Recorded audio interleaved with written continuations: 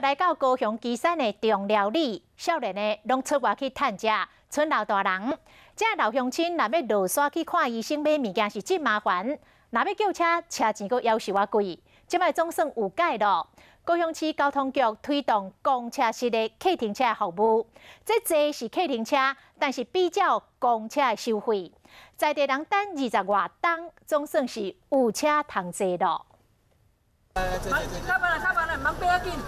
老大人一个上车，心情非常好，因为今仔日开始，因总算有公车会当坐啊。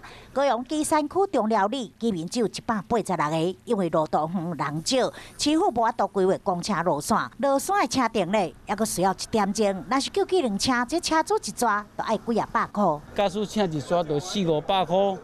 哇！